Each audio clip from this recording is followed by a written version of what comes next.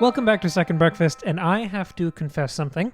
Oh, okay. I have been slightly cheating on the world of Westeros. Oh, that's right, you have. With the planet of Arrakis. You naughty boy. If you'll remember, before we started this series, we were going back and forth on whether or not we were going to discuss Dune and go through that series, or Song of Ice and Fire. I think we were also debating it before we even started The Witcher.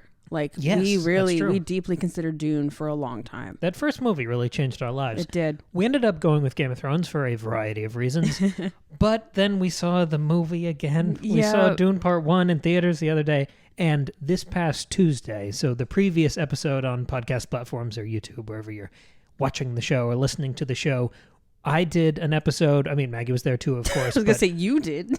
I read the first third of the first Dune book, so the first of 3 parts that book is divided up into. And we did an episode discussing thoughts about Frank Herbert's writing style and the stuff that goes on in the story.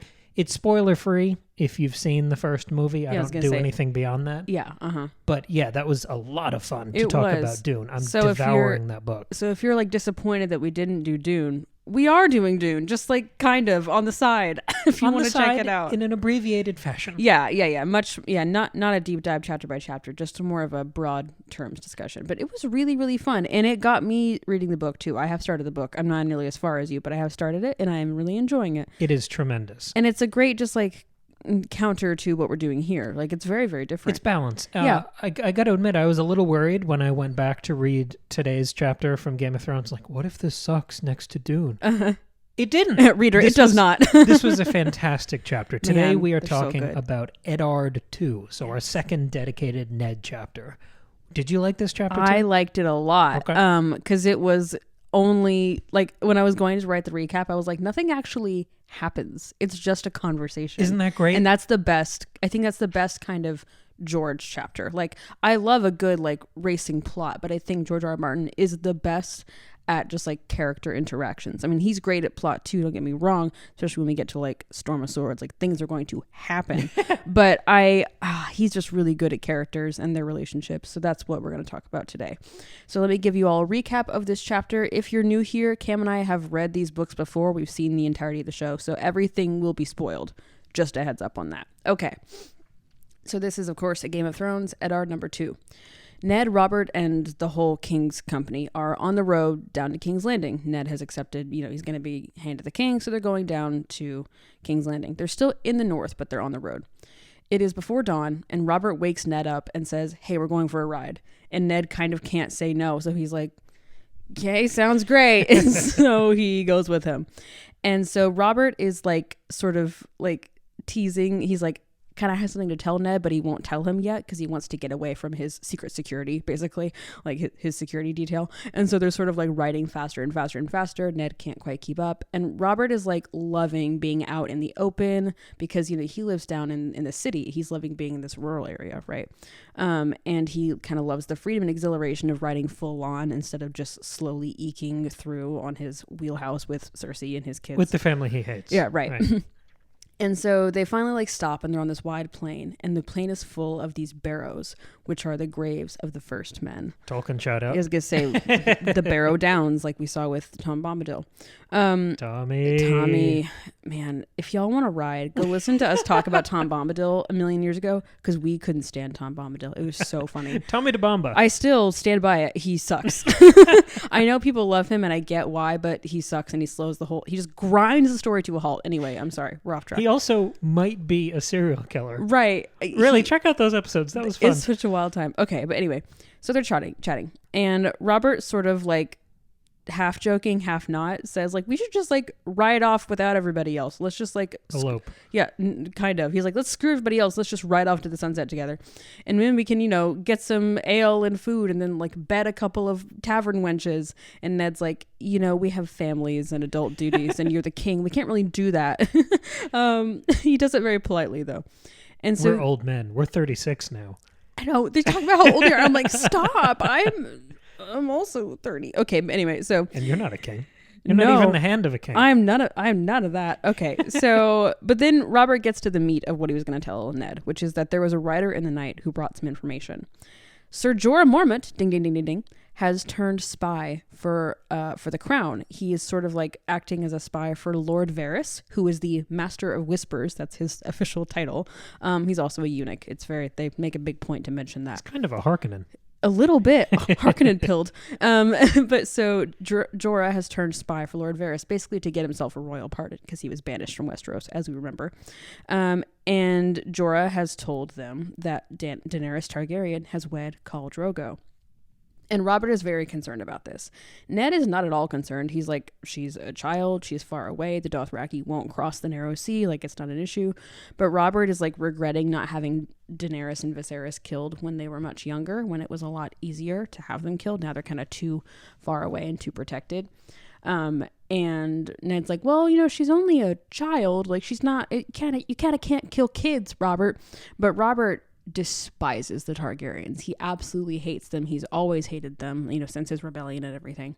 And he is like, just wishes that he could kill Daenerys and like not have her be a threat anymore.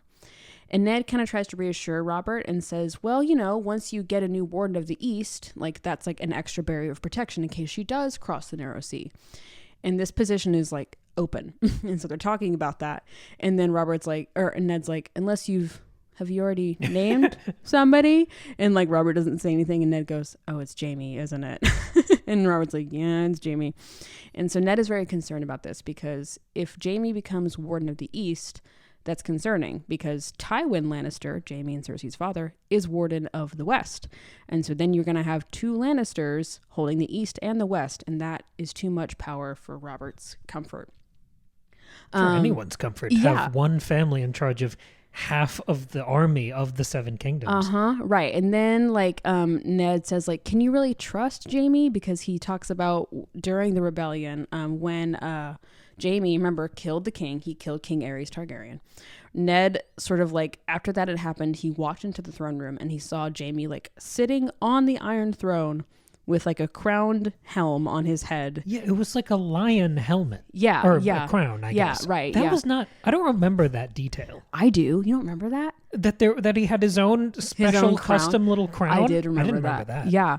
And so he was like, I don't think you know that, Robert. Like, that's really concerning. And Robert's like, he was 17. It's whatever. Like, it was all fine. Like, but he's just refusing to see the dangers here. He wasn't just, at one point, Robert's like, maybe he was tired and had to sit down. Then why did he premeditate the whole situation to the point that he had a crown made? Yeah, right. And so Ned's like, I don't know about that. But Robert is just incredibly stubborn and refuses to be concerned by this. Yeah. And so Ned just sort of feels powerless and just decides to shut up. And he has this moment where he really wishes he was back at Winterfell, where he thinks he belongs, but he knows that he says to himself, like, a man can't always be where he belongs. And so he just is resigned to keep going on. And that's where the chapter ends. I really like that last line, because he is incredibly loyal to Robert, but you could also read that line as him saying Robert is not worthy of this position. I think you're right. And I think you had a point on their relationship. That might be a nice place to open. I was really struck by how this relationship is sort of played out. We've seen their relationship before, certainly in Ned's first chapter, when they go down into the crypt and visit Lyanna's grave and all that. Like, we've really gotten a sense of what their relationship is like, but it's developed so much more here. And shocker, I'm going to talk about a literary device that George R.R. Martin is using here to sort of flesh out and help explain their relationship. It is not seen and unseen, do not fear. Instead, it is silence and noise. This is something that was really just sticking out to me. Again, I don't seek these things out. They make themselves apparent on the page, and then I follow them. They appear to me in a vision. Yes. And so, like, the first line from Robert in this chapter, in like the second paragraph, it says, "Up Stark, Robert roared." So Robert is loud, boisterous, boom.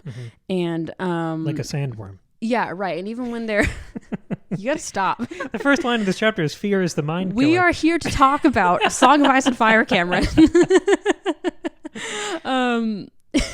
Anyway, and then at another point he roars again, and then he's described as being very loud. And Ned is many, many, many times described with him being silent, right? So we have things like Ned called out a question as they rode, but the wind blew his words away. Ned rode in silence. At one point, Robert is asking about Jon's mother. He's like, "Who's that girl you bedded one time?" And Ned says, "Her name was Willa. I would sooner not speak of her." And then when he's talking to Robert, Ned says that the murder of children would be unspeakable. And then it says that he says words quietly multiple times. And then at one point, he left unsaid his real concern.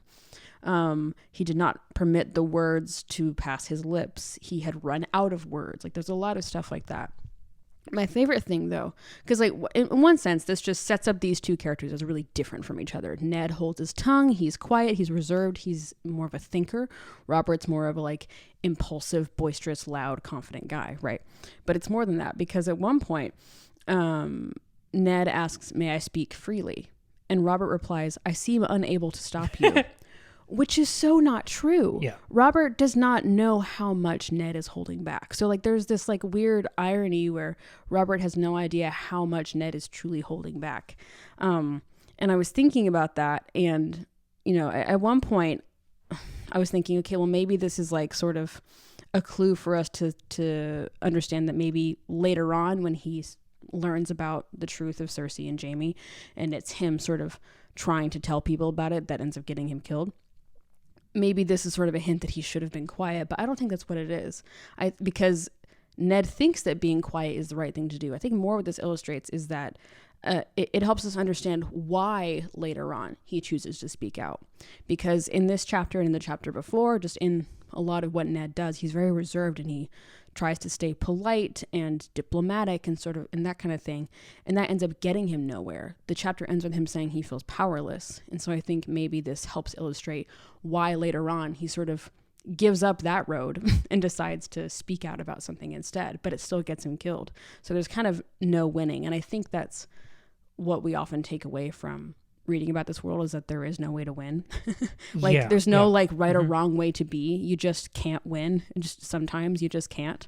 And that's just sort of, I don't know. I think it highlights the tragedy of Ned's character. But to expand more on that, I'm wondering about this relationship between these two men. And my question for you, Cam, is do you think that this dynamic has always been like this between the two of them? Or has it changed over time, both with age and with Robert now having this, you know, position of power that he did not have before? Well, there's a line where Robert says to Ned, "You weren't young even when you were young." Yeah. So I think the relationship hasn't changed. I think they've just grown into themselves. I mean, it's sort of they have aged continually through these same archetypes. So they are, to an excess, more of what they used to be. But I think their dynamic is exactly the same. Interesting. Because I kind of wonder if Ned used to be a bit more outspoken to Robert. I wonder if they used to balance each other a little bit more. Because it's really hard to be super close with a friend when you're not fully open with them. When you hold back so much the way Ned is holding back here. And their relationship is described as being very close, like brothers, like when they were growing up and stuff. And I guess, you know, if we're kind of working the world of England, how close can two Englishmen really be? Because they all, there's no emotional vulnerability. But, you know, I get the sense that Ned, like you, as you're saying, they've grown into themselves. I think Robert has become more and more this boisterous, loud, like, impulsive kind of person. I mean, even I think Cersei says that he's become, no, it's Ned and Catelyn. They say, I think that Robert's becoming too restless. Like, I think it's getting worse. And he's more cynical and detached than he used to be. And right. Ned is probably more stiff and stubborn than he used to be. Yeah. But I'm sure there were seeds of both of those personality types when they were young. Oh, certainly. They were just less jaded and less stiff. But I think the dynamic is largely the same. I don't think if Ned was completely honest with Robert, I don't think they'd be friends. Okay, sure. And now, even if he wanted to be, he can't be fully honest. Yeah. Because he's the king. Right. There are a lot more things holding him back now. And just his age and his wisdom has taught him, at least in his world, that it's best to kind of bite your tongue on things. So, yeah. I don't know. I feel like you're kind of asking the question, can people change? Do people change? Do relationships change? And that's sort of tricky because I think that is hanging over the question of this chapter in a bunch of different respects. And I want to sort of answer that by asking a different question. Okay. we've been talking about age for a few weeks now, and I think this chapter continues that discussion by almost inverting it. Okay. So we're looking at these discussions of age from the other side of the fence. Yes, these guys are in their mid-30s, but in this world that makes them elder statesmen. Yeah, they're late middle age. Yeah. Uh-huh. They haven't been murdered yet. Yeah. And they are talking like much older men. This conversation is largely about regret and nostalgia and reminiscence. There was a moment where I was reminded of that great scene from The Sopranos where Tony says, "Remember when" is the lowest form of conversation. Yeah. Uh-huh. Because you can tell that Robert is avoiding the realities of his current life to fantasize about, and I'm sure rose-tinted glasses kind of exaggerate the freedom and wonders of their adolescence. Yes, right. Because they were also riding off into war and seeing all this horrible stuff. Right. So he's changing that now. He's in his old age, he's romanticizing the past. But we get these flashes of defining moments for a lot of our major characters. And I wanted to flag this, all of these defining moments take place during people's teenage years. Oh, interesting. Okay. So this is how we're continuing this discussion of age. Yeah. If you remember last time we were talking during that John chapter about a lot of these Starks coming into their own in their defining moments as kids of various, preteen ages. Yeah. John going to the Wall, making that life-changing decision when he's like 14. Right. Rob ascending to be kind of the head of the family now at, I don't know, Also 14. 16, whatever. They're the same age, 14. Okay. Arya becoming this, I don't know, moving along the track of life where she'll train with the sword and become the assassin, all that. Yeah. She's sort of making that decision at like 10. 9. She's 9. 9. Okay. So all of these massive Bran having his big fall when he's 7. defining moments happening during adolescence. Yeah. There are 4 of them just dropped in this conversation. These incredibly formative. I mean, it seems like everyone in this world is sort of set in stone during their adolescence. Okay. You have Jaime at 17 making that decision to kill the king and then briefly sit the Iron Throne. Yes. And that colors him forever in the minds of seemingly everyone in Westeros. You have Robert fighting at the Trident and then taking the kingdom for himself. Yeah. That- How old was he then? Do we know? If I they can't remember have what old, the chronology is. Okay, we can do this. It's been 12 years, and they're like in their 30s. So he was in his early 20s. Yeah. Right. So like late teens, early 20s. Yeah. Robert at the Trident, Jaime on the Iron Throne, Ned's affair, Yes. where John was born, Uh-huh. and that would have been very end of his teenage years. Right, 14 years ago. Yeah. Right. Uh-huh. And then now we have the introduction of Dany Yes. marrying Who's Khal 13. Drogo. Mm-hmm. And that is seen by all these people in Westeros as the defining move, like on the chessboard for her life, cementing her as a permanent threat to the kingdom. Yeah. And I feel like this idea of the sort of doubling down on this age idea to discuss defining moments of all these people's lives happening during their adolescence, I think that pulls back to the death and prophecy discussion we've been having for a couple months now. Yeah. What do you make of this trend of people's life, of their whole lives being set in stone during their adolescence? Because I think it speaks to a rigidity that it's almost like they're already dead. They've already done the one thing that matters and that they will be remembered for, that they will be defined by. Their prophecy, I guess, the rest of their lives is already locked in. So when you're talking about Ned and Robert and can people change, I think this trend speaks to a certain unmoving characterization in these people. There's so much reference. There's so many references to corpses in this chapter. Yes. And then we define all these people as though they're already dead and nothing they can do now matters. They are unchanging. They are almost less than living things at this point. They can't evolve. They can't grow. They can't change. I guess that's how I would answer your question. Right. Yeah. Well, I think number one, it speaks to the harshness of the world that they live in. When you're in a world like this, the mortality rate is high. People don't live all that long for various reasons. And people just have to grow up a lot younger. So that's part of it. But we've sort of always known that. So I think really what it's getting at is more, because all these characters are important in their political positions. They're all, high-ranking people within their houses. Even Jon, he's a bastard, but a bastard of the Lord of Winterfell, right? All of these people are politically important and will be written about in history books. Like, even if they have a small role to play, like Rickon is not going to make a big feature, but he's still... Rip. Ugh, gosh. But he's still the son. He's the son of Eddard Stark.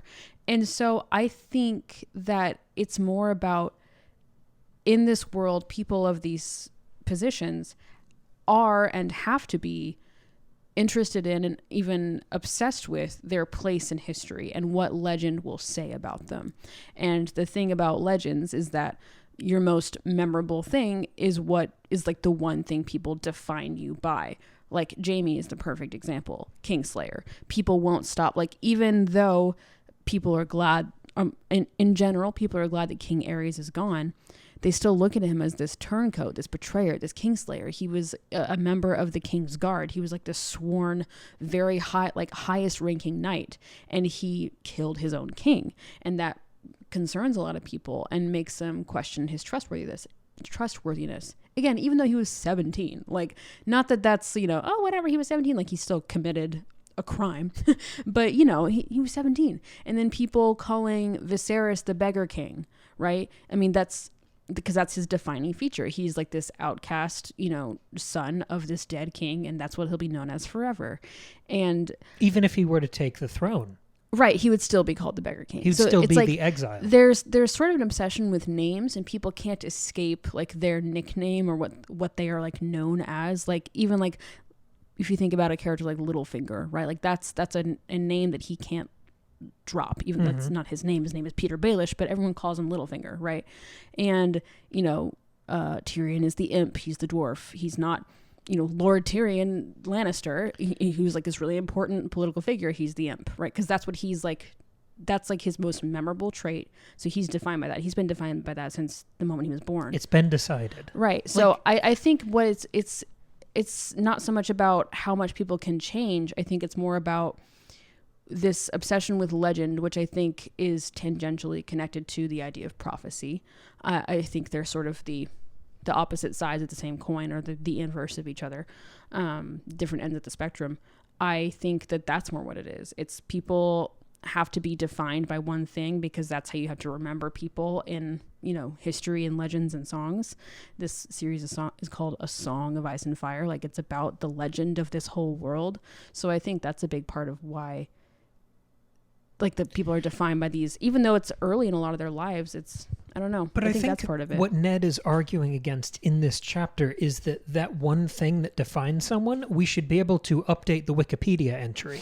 Because Jaime being called Kingslayer. Yeah. Ned's whole argument to Robert here is that the more important thing maybe that Jaime did that day was sitting on the throne with his little custom crown. That's true. It wasn't that he killed the king. It was that he wanted the power. Right. And no one talks about that part. Right. Uh-huh. So we can't update these entries. We can't update these characterizations. There is something set in stone. And that makes them less reactive and less informed. Sure. But you see people who try to overcome their defining thing or try to move past what they're known as. I mean, even Robert, before he becomes the king, is not royal, but he tries to push past, he's just like, the eldest, or not even the eldest, the son of, this important house Baratheon. Or I don't know, even Arya tries to escape her, what she's initially known for, which is like being this awkward, weird girl, daughter of Eddard Stark, who kind of has no place, and she tries to rise above that.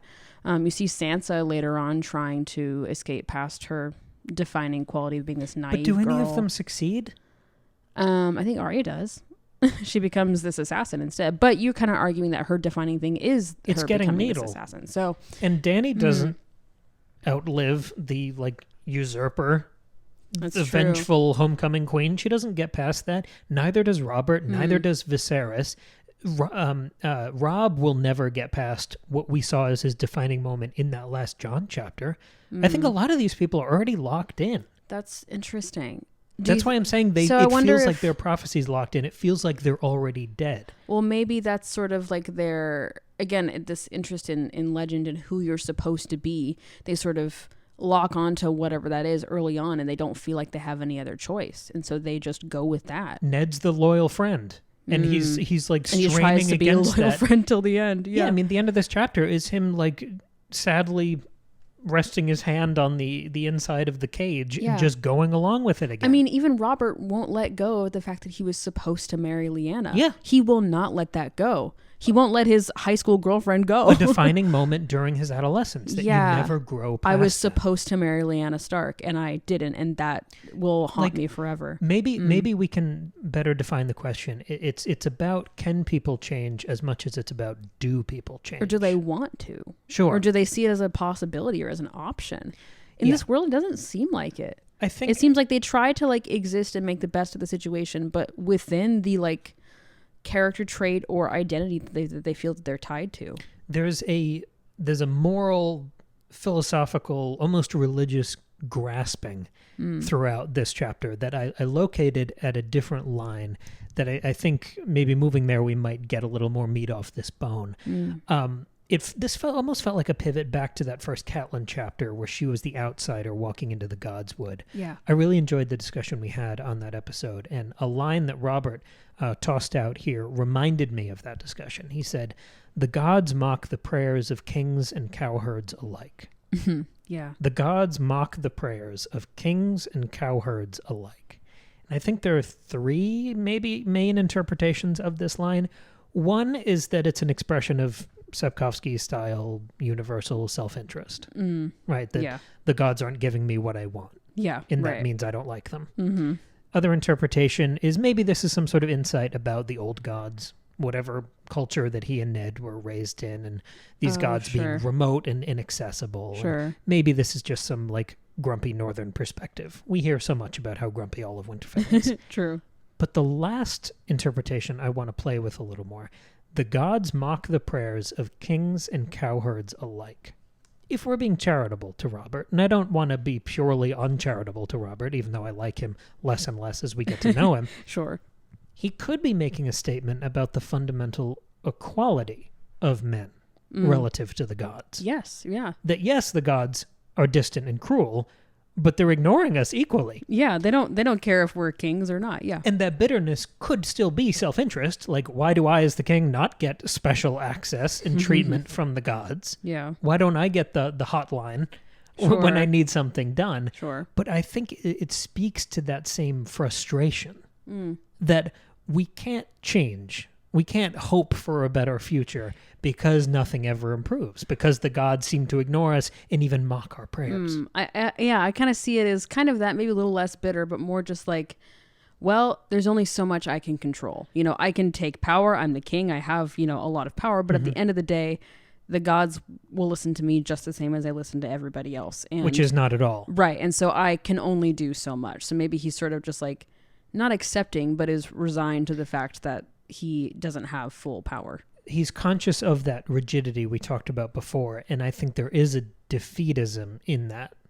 In the same way, there is a cruelty and a horror to this world, where no one wins or succeeds for very long because no one hits 40. Right. Yeah, except Tywin somehow. And the happiest people in this world are still miserable. Yes, right. Yeah, I don't know what to make of all this, and if you have anything else you've pulled from this idea, please drop a comment on YouTube. Yes. Or you can email us, secondbreakfastpod@gmail.com, comment on the Patreon, because I want to keep this thread going. It's not as simple as hopelessness. It's closer to the question about, can people change? This rigidity I want to keep playing with. I'm thinking about what happens with Jaime later on. I forget how he ends up in the wilderness with Brienne and all of that, but that feels like sort of he's in a soul searching moment in that period of his character whole arc. Yeah. Right. So I wonder if maybe that's like one exception to him trying to move past this Kingslayer thing. I mean, that really ends up haunting him for a long time from what I remember. But if you look at what ultimately happens to him in the show, at least. Right. It doesn't. Does he change? It doesn't. But he tries. Does he affect at least any change? There's an interest in it. He tries. You know? So, and does he fail? People can make the attempt, but if the gods are ignoring the prayers, if there is a finger on the scales, then is that change impossible?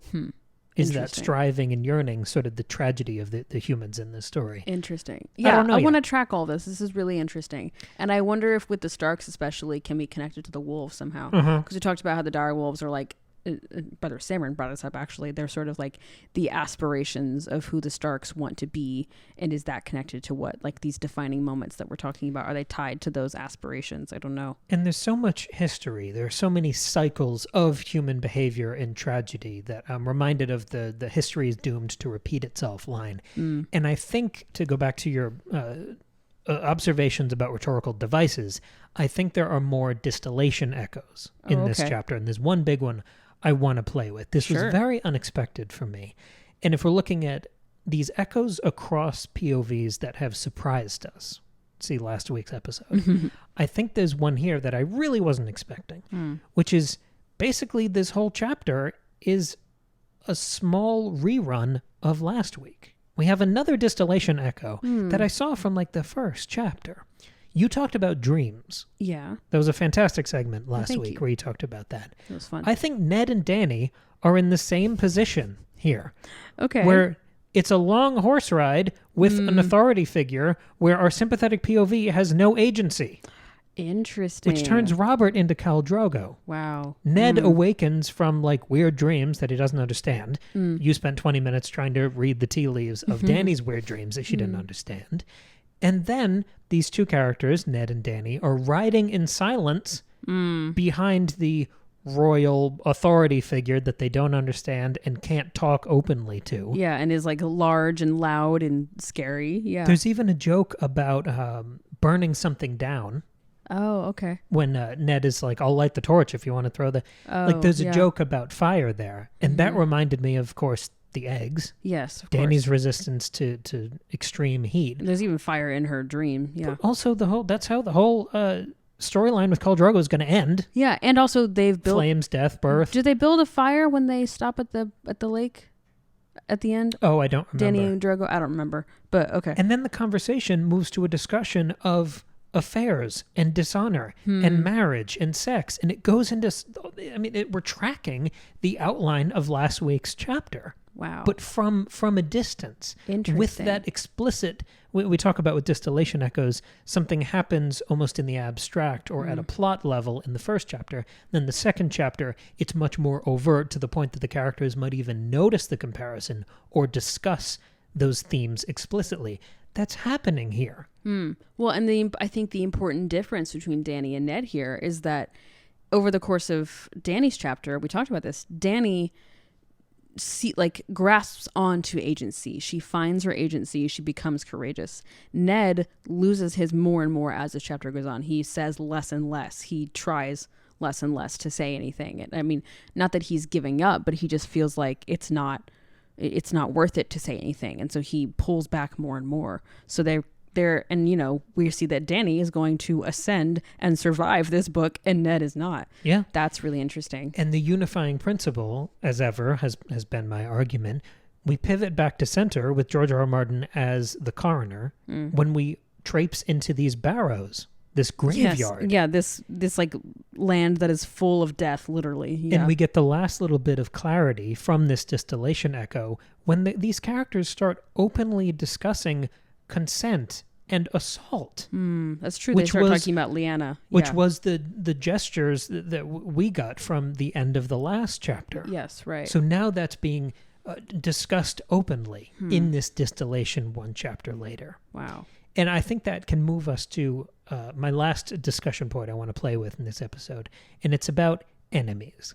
Okay. So I have maintained with my Macbeth prattlings and all that I think we are rooted in the Winterfell perspective. We are sympathetic to the Starks. Yes. And I think we're set up to feel that way, yeah. Yeah, of course. We are Team Stark throughout. The Lannisters are fun, but you can't settle down with them. Right. And Dany is interesting and sympathetic, but she's so remote, she feels sort of extra. I mean, for the first time here, we get a full connection between these two storylines, which we haven't had before, but still, she feels tangential. She's not our main character. But there is this moral relativism. There is this looking at the chessboard, consulting your spy masters. We've got the Varys, the Littlefinger, all these people. We've got our gargoyles and our vultures. So it's not as simple as just saying these people are villains because the world is too gray for that. Yeah, there are no villains and heroes in this story. But there are enemies, at least at the current moment, of the Winterfell position. Mm-hmm. And to this chapter, I mean, this conversation, this little meeting almost between Ned and Robert is a review of their enemies. Mm-hmm. It starts with Dany, as like the threat here is, she's going to do a Return of the King sweep back through Westeros. Right. Then we discuss basically all outsiders. Robert is sort of keeping tabs on the Dothraki and the Pantoshi and just making sure people don't swarm his kingdom and, take him out. There's right. that ingrained paranoia of royalty. Can I just say really quick, it was so funny to me that Robert's not even concerned about Viserys. He's only concerned about Dany. Even in this instance, Viserys hasn't. We'll give him that. It's so funny. Go ahead, sorry. But the main enemy that we discuss here, and Ned has to steer the conversation here. We talk about how he can't really talk openly. He does press Robert a couple times through this chapter. He does. To talk about the Lannisters being their big enemy. Yes. And he's holding back, but he's still saying something. Right. And this is where we make the escalation from gargoyles, our first little archetype we identified in this series. Yeah. And I think that's where we have Varys's letter, sort of giving us new information, watching all these different casts of characters. We go from gargoyles to vultures. Mm. And this is where we get the flashback sequences to the Lannisters, where they might be holding the East and the West soon, and they have the king's ear, and they killed a king, and then they sat on the throne. Right. These are the vulture characters. And to actually see a Lannister on the throne in this chapter, when we know with the benefit of hindsight, we're never actually going to see a Lannister sit the throne. That's true. Well, Joffrey, who's technically a Lannister, but he's not named so at the time. Guess. And he's called Joffrey Baratheon when he's alive, He'll die soon enough. Yeah. We're not going to see Jaime or Tywin, these big power players. I mean, Cersei will be queen briefly, but even that, I feel like she's queen regent, and then her reign is troubled. That's true. She does actually become queen for a minute when Tommen dies. That's right. I guess, but then she gets paraded through the the people with the bells, right? And she's so bad at it. But anyway, we will never see the Lannister dream come to fruition. We will not. Right. That dynasty that Tywin seems to be trying to build. It's not going to work out. Yeah. But in conversation, like running through all of our current enemies, jumping back into that scene that Ned recalls for us of seeing Jaime on the Iron Throne, that vision of Lannister success and that unfolding dynasty. Is that scene a memory? Is it a threat? Or is that prophecy? You were the one parsing dreams last week. That's why I wanted to ask you. How did you read that almost campfire recollection of Ned, scared shitless, talking about the Lannister ambition? Well, then the way that Ned remembers it feels so like he's telling us a story or a legend. Like it feels like it happened so long ago, and it was so like monumentally legendary and but also concerning, like it, because that wasn't the end game. That was like an omen. It was the start of something like a terrifying reality. So I think I think in Ned's mind, and I think in a lot of these characters' minds, threats and prophecy are kind of the same. I think he was like, that is an indicator that unless we completely eradicate the Lannisters, that will happen. In the same way Robert wants to eradicate the Targaryens. Right. And I don't think Ned is like, I don't think Ned wants to murder them all, but I think he wants to strip them of their power. Never trust them. Yeah. Never hand them the east and the west of the kingdoms. Because I think he's like, well, because that happened, that is what will happen if we continue to give them power. I think he sees that as a prophetic moment unless we do something about it. So is that an expression that Ned doesn't think people can change? That they are defined by singular adolescent actions? I think so. I think Ned, and this is like, I think one of the things that leads to his death, I think he's got a pretty black and white view of the world and of morality, and that's it doesn't work so well in this world. My good opinion, once lost is lost forever. Yeah, right. And that's why Darcy built. Yeah, just minus the social awkwardness. And the hair. Actually. Yeah, that's similar. Yeah, but imagine him in those pants with the ruff, with the what's that called? Not the ascot. Oh my God, the big neck ruff. Anyway, sure. The kerchief, whatever you want to call it. The puffy shirt. I think that Ned really looks at the world in like your traditional fantasy way of good guys, heroes, honor, and like heroic, honorable heroes, and then like skeevy, nasty Lannister villains. I think that's really how he's looking at the world, and that's to his detriment. It's interesting. It's a nice like romantic way to view things, but it's not how it is, at least not in this world. But like we argue right now that Ned is saying that people can't change. But then before, we were saying that Ned was the one saying we need to update our opinions of people, and that the thing that we should associate with Jaime is the sitting on the throne, not just the killing the king. I think he sees them as one and the same. Okay. I think he thinks that Jaime killed the king not because it needed to be done, but because it was convenient and he and the Lannisters want power. I think that's how Ned's looking at it. Okay. Because not at any point in that like recollection and in their conversation and in Ned's thoughts, he's not really talking about how it's good that Aerys died. I mean, Robert says that. Robert says somebody had to do it, but that doesn't even like, that's not even a factor for Ned. Like, he doesn't even say, okay, yeah, you're right, but he just like doesn't even address it. He's not thinking about that. He's thinking about Lannister's bad. I think that's more what it is. After this chapter, I feel like even more of a Stark loyalist. I think my bias is even stronger in that direction. But maybe a good question to end with. Do we break from Robert here? I don't think Robert is quite on the same side as Ned is. And I'm on Ned's team. Yeah, I don't think Robert is either. I think Robert is not on anybody's side. I think he just like I just think he wants a comfortable life. I don't think he cares about the realm. He says so many times. Wrong line of work. He says so many times like, damn the gods, damn the realm, damn like the others take your honor. Yeah, he doesn't care. Like, I don't know what Robert's goal is other than to be able to go hunting and cheat on his wife and like have money. Like, I do not think he cares. So it's I'm like, not just why did you want to become king in the first place? It's really strange. To be able to do those things. To have the money and freedom to do those. Like, I mean, he even like recruits Ned because he's like, I don't want to deal with this shit. You do the actual politicking. I can't do it. But we get a hint at that. He wanted to become king, and I guess a more real answer to the question. He wanted to become king to avenge Lyanna and take out the Targaryens. That's true. He didn't want to rule. He just wanted to kill them. He just wanted the Targaryens to be gone and dead, and then he wanted to have money.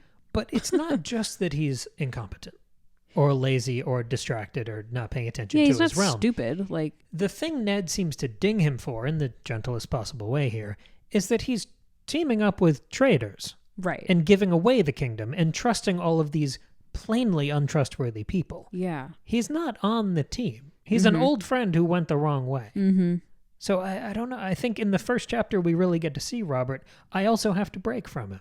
Yeah. Yeah. I think that Jon Arryn's death is really what sort of propelled Robert into this direction of who he becomes. Because, you know, he and Ned both had this really deep connection with Jon Arryn. He was this fatherly figure for them. I think he kind of kept Robert's head on straight a little bit because he did so much of his job for him. And I think Robert always looked at him as a father figure. Therefore, like, he kind of has power over him. And he was like comfortable to let somebody else be in charge, you know, and now that he's gone, I think he's just kind of like, whatever. To return to your original question about this dynamic between these two men, is Robert slightly older than Ned? I don't know. I get the sense that he is. We got that backstory in one of those first chapters. They grew up at the Vale together and stuff, but in my headcanon, he's slightly older. I think they're around the same age. But I don't know. I mean, I doubt he's younger than Ned because I think Lyanna, is Lyanna older or younger than Ned? Oh, I don't remember. I don't know. I don't know. We talk about Ned being that classic fantasy knight that he is defined by and limited by his adherence to honor in these moral codes. But in this chapter, there's a moment where he prioritizes his family and says, I can't go do all this stuff. Robert's fantasizing about being a boy again.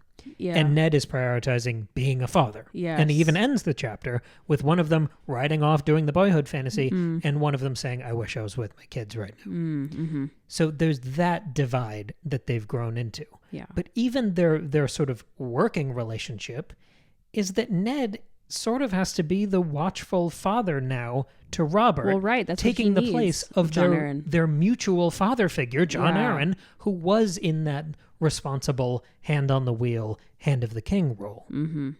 So that's an interesting shift in their dynamic in title. Like, it's making official what has probably already been there. But I wonder how that will change their relationship. Yeah, I do wonder too. Yeah, because I don't remember much of how... I remember a lot of the plot of this book, but I don't remember much about how their relationship unfolds over the course of his time there. There's not much left of it. Time there. Yeah, I know, because, Robert's gonna die sooner than Ned's gonna die, so I don't know.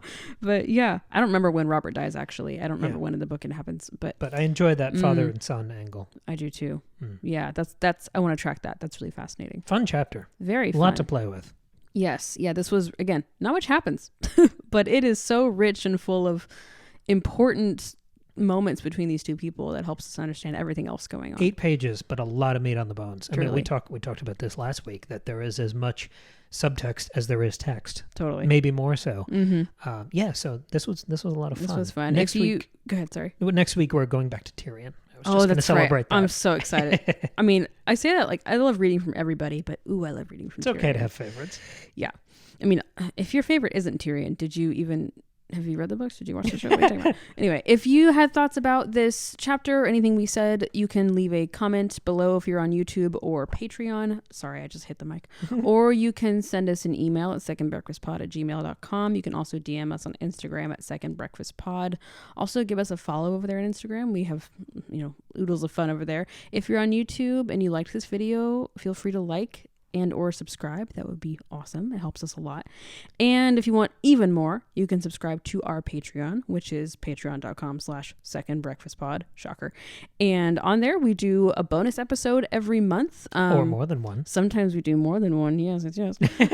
And we've been doing this for a while. So if you join the Patreon, you also get access to the full back catalog of all the other bonus episodes we've done. 25 episodes now? Yeah, it's $2 a month. And we are so happy to have our patrons, and it's really, it's how we get to do the show. So thank you all. Makes a big difference. It does.